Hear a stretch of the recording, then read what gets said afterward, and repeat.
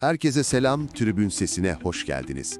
Süper Lig'de transfer rüzgarları esmeye devam ederken, gözler özellikle devlerdeki hareketliliğe çevrildi. Fenerbahçe cephesinden gelen son bilgiler, takımın şampiyonluk yolundaki kritik eksikliklerini bir kez daha gözler önüne serdi. Sarı lacivertlilerde en büyük sorun hala kaleci mevkiinde. Mevcut isimlerin performansı beklentilerin altında kalırken, taraftarlar üst düzey bir eldiven bekliyor. Orta sahada ise, Fred'in sakatlık senaryosunda yerine koyulabilecek pasör özellikle bir oyuncu eksikliği bariz bir şekilde hissediliyor. Edson Alvarez'in defansif bir 6 numara profili çizdiği, ancak takımın aradığı Richard Rios tarzı oyun kurucu, inceci orta saha olmadığını da ekleyelim. Fenerbahçe'nin bu iki kritik bölgeye acil takviye yapması gerektiği, son maçlarda netleşen bir gerçek olarak önümüzde duruyor.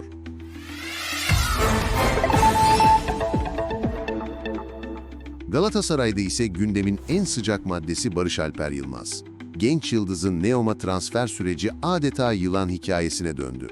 Neom'un ilk 15 milyon euroluk teklifi 30+5 milyon euroya kadar yükseldi, ancak Galatasaray bu teklifleri de reddetti. Sarı Kırmızılılar, Barış Alper için 60 milyon euroluk bir bonservis beklerken, bu rakamın 50 milyon eurosunun kulübe, 10 milyon eurosunun ise Keçiören-Gücü'ne gitmesi hedefleniyor. Ancak oyuncu tarafı yönetimden ayrılık için söz aldıklarını belirterek idmanlara çıkmıyor ve ayrılmak istediğini açıkça dile getiriyor. Menajerinin yaptığı paylaşımlar ve oyuncunun Kayseri kampına katılmaması iplerin iyice gerildiğini gösteriyor. Bu transferin daha fazla sorun yaşanmadan bu hafta içinde çözülmesi bekleniyor.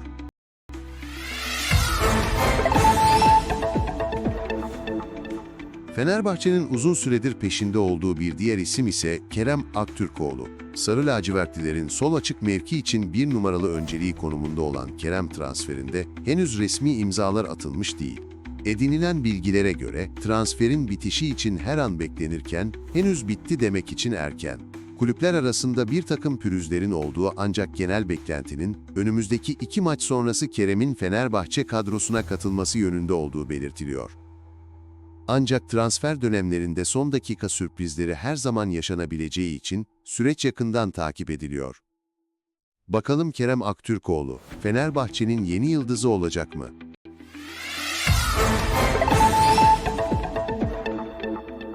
Galatasaray'ın savunma hattına yapmayı planladığı takviyelerde ise Manuel Akanji ve Wilfried Singo isimleri ön plana çıkıyor.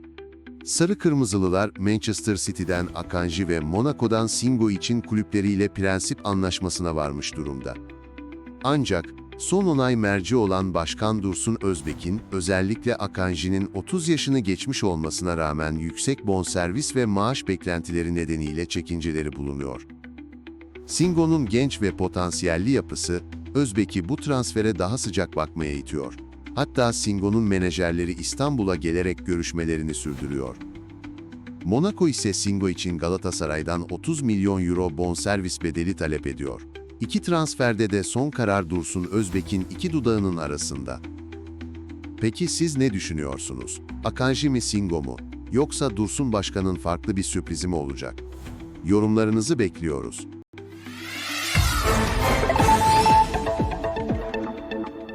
Barış Alper Yılmaz'ın olası ayrılığı durumunda Galatasaray, onun boşluğunu doldurmak için hemen harekete geçti. Sarı Kırmızılıların listesindeki bir numaralı isim ise Geni Katamo. Genk forması giyen Mozambik asıllı Portekizli kanat oyuncusu için Galatasaray, menajeriyle temas kurdu ve şartlarını sordu. Sporting altyapısından yetişen ve genç yaşına rağmen önemli bir potansiyel taşıyan Katamo, Barış Alper'in güçlü ve dinamik yapısına benzer özellikleriyle dikkat çekiyor.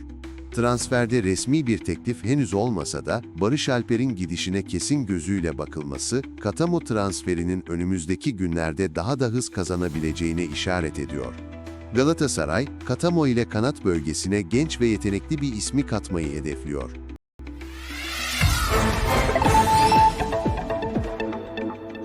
Fenerbahçe'nin stoper hattındaki hareketlilik de devam ediyor. Alexander Djiku için Fransa Lig B ekiplerinden Lille, kiralık teklifinde bulundu. Lille, Djiku'nun maaşının paylaşımı konusunda görüşmelerini sürdürürken, Fenerbahçe'de oyuncuyu elden çıkarmaya sıcak bakıyor. Cicu'nun hocayla yıldızı barışmadığı ve ayrılığa yakın olduğu belirtiliyor. Öte yandan, genç yıldız Yusuf Akçiçek için de transfer piyasası oldukça hareketli. Yusuf için Fransa ve İtalya'dan 17 milyon euro artı bonuslar içeren bir teklif gelse de Fenerbahçe bu teklifi reddetti. Sarı lacivertliler, Yusuf'tan 20 milyon euronun üzerinde bir bonservis geliri bekliyor. Yusuf'un dünkü maçta kadroda olmamasının sebebinin ise sakatlık değil, gelen bu transfer tekliflerinden oyuncuyu korumak olduğu öğrenildi. Fenerbahçe, Arda Güler sonrası bir başka genç yeteneğinden de önemli bir gelir elde etmeyi planlıyor.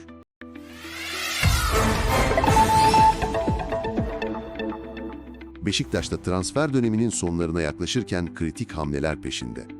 Siyah-beyazlılar için en acil ihtiyaçlardan biri kaleci pozisyonu. Mert Günok'un tecrübesine rağmen yaşının ilerlemesi ve sakatlık geçmişi nedeniyle Mert ile rekabet edebilecek ve gelecekte onun yerini doldurabilecek potansiyelde bir kaleci arayışı sürüyor.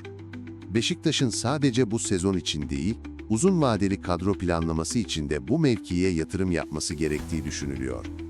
Sol açık pozisyonunda ise fırsat transferi kovalayan Kara Kartal'da Laurent ismi hala listede.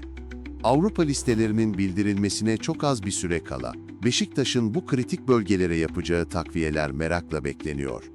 Transfer döneminin son virajına girerken, Beşiktaş'ın bu kritik mevkilerdeki hamleleri şampiyonluk yarışını nasıl etkileyecek merak konusu. Bizden şimdilik bu kadar. Bir sonraki transfer gündeminde görüşmek üzere, hoşça kalın.